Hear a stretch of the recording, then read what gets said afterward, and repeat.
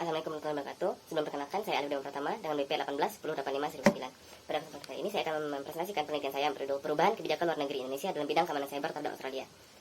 Yang pertama itu pada bab 1, bagian 1 latar belakang, itu Indonesia memiliki hubungan yang kurang baik dengan Australia dalam bidang keamanan cyber. Hubungan yang kurang baik yang dimiliki Indonesia dengan Australia itu jadi karena terkuaknya penyadapan yang dilakukan oleh Australia terhadap Indonesia pada tahun 2009.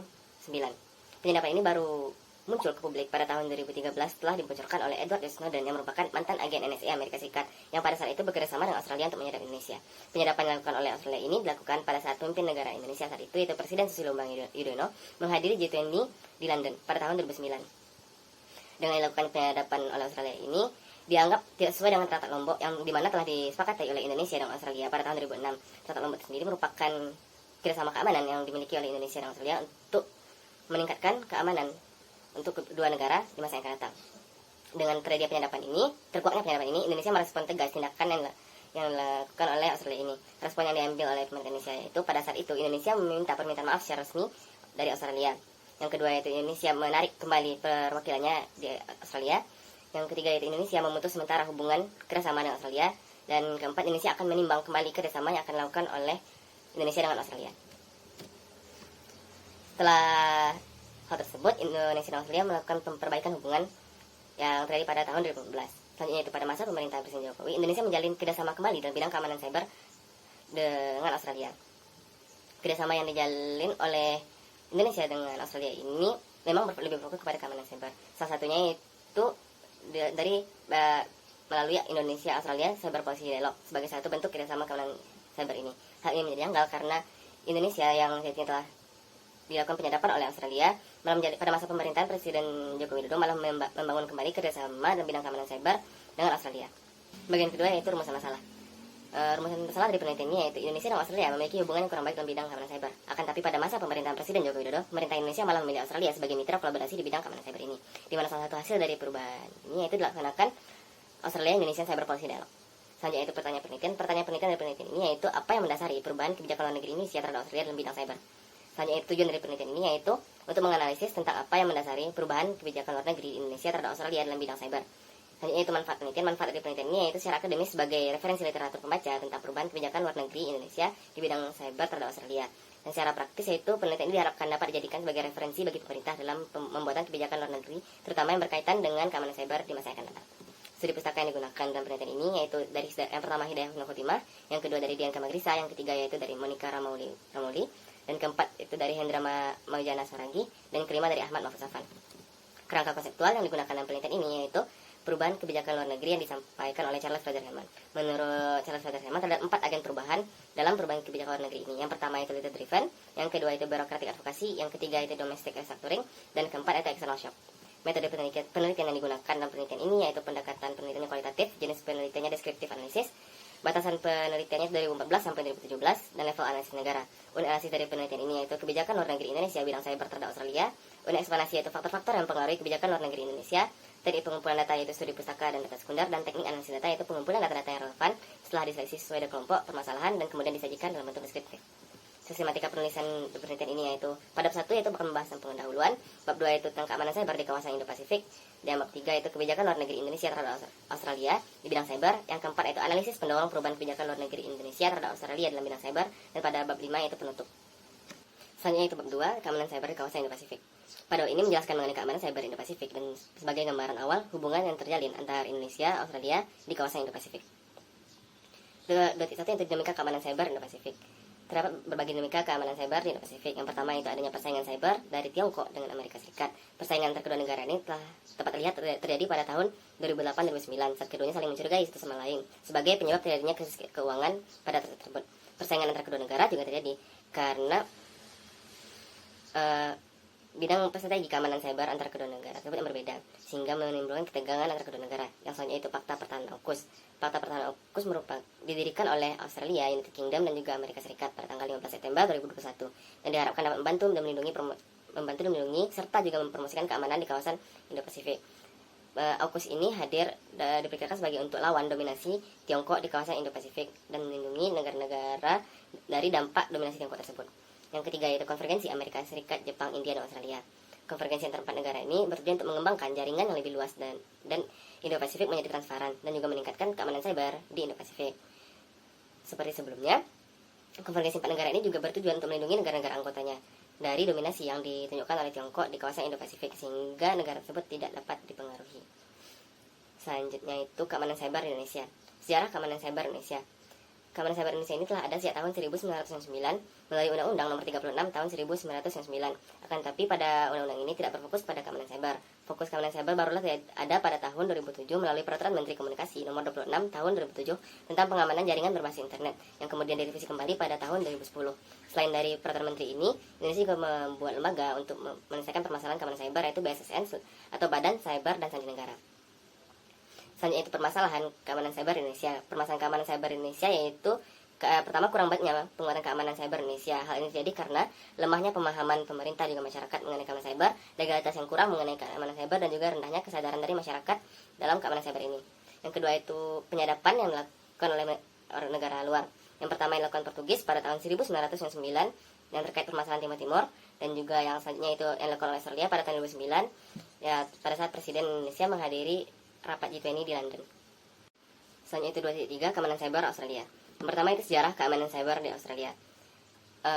Keamanan cyber Australia itu telah ada pada tahun 1993, akan tetapi pada tahun itu bukan merupakan lembaga yang didirikan Australia, melainkan Australia bekerjasama dengan satu lembaga untuk melakukan keamanan cyber negaranya, yaitu melalui SIRT atau Computer Emergency Response Team. Australia baru memiliki keamanan cyber sendiri yaitu pada tahun 2010 yang diberi nama AUCERT atau Australian Computer Emergency Response Team. Selanjutnya itu permasalahan keamanan cyber Australia. Yang pertama yaitu serangan cyber terkait Millennium Bug atau Y2K, di mana ada terjadi permasalahan algoritma pada tersebut sehingga negara Australia rentan terhadap penyadapan dan berbagai permasalahan cyber lainnya. Yang kedua itu pencurian data yang dilakukan oleh Tiongkok, dan yang ketiga itu peningkatan permasalahan cyber semasa COVID-19. Selanjutnya itu bab 3, kebijakan luar negeri Indonesia terhadap Australia dalam bidang cyber. Yang pertama itu pada masa pemerintahan Presiden Susilo Bambang Yudhoyono. Pada masa pemerintahan Presiden Susilo Bambang Yudhoyono, Indonesia dan Australia itu menjalin berbagai hubungan keamanan cyber. Seperti yang pertama, Traktat Lombok. Pada Traktat Lombok merupakan kerjasama keamanan antara Australia dan Indonesia dengan nama asli Agreement Between the Republic of Indonesia and Australia on the Framework for Security Cooperation. Traktat Lombok dilakukan pada tanggal 13 November tahun 2006 dengan berbagai pertimbangan di mana hubungan luar negeri yang didasarkan kepada bebas aktif dan ikut serta dalam ketertiban dunia dan juga Indonesia Australia tersebut perlu untuk meningkatkan hubungan bilateral kedua negara. Selanjutnya itu pada saat pemulihan hubungan Indonesia dan Australia pasca penyadapan yang dilakukan oleh Australia. Pemulihan hubungan ini disusun dengan Code of Conduct atau COC pada tanggal 28 Agustus. Dan pada saat itu kedua negara sepakat untuk memulihkan hubungan yang terjadi antara kedua negara. 3.2 masa pemerintahan Presiden Joko Widodo. Pada masa pemerintahan Presiden Joko Widodo, Indonesia lebih fokus kepada keamanan cyber, di mana yang pertama pada saat menghadiri Shangri-La Dialogue yang dilakukan di Singapura. Shangri-La Dialogue sendiri merupakan think tank yang internasional, Institute for Strategic Studies, yang dihadiri oleh tokoh-tokoh penting dari seluruh dunia seperti pemimpin negara, menteri keamanan, dan lain sebagainya. Shangri-La Dialogue tersebut baru lebih berfokus kepada membahas cyber pada pertemuan ke-17, dan Indonesia Australia tersebut ikut aktif dalam pertemuan tersebut.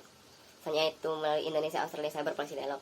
Indonesia Australia Cyber Policy Dialogue merupakan kerjasama keamanan yang dilakukan oleh Australia Indonesia untuk meningkatkan keamanan cyber di kedua negara, di mana permasalahan cyber merupakan sesuatu yang sangat penting pada saat ini.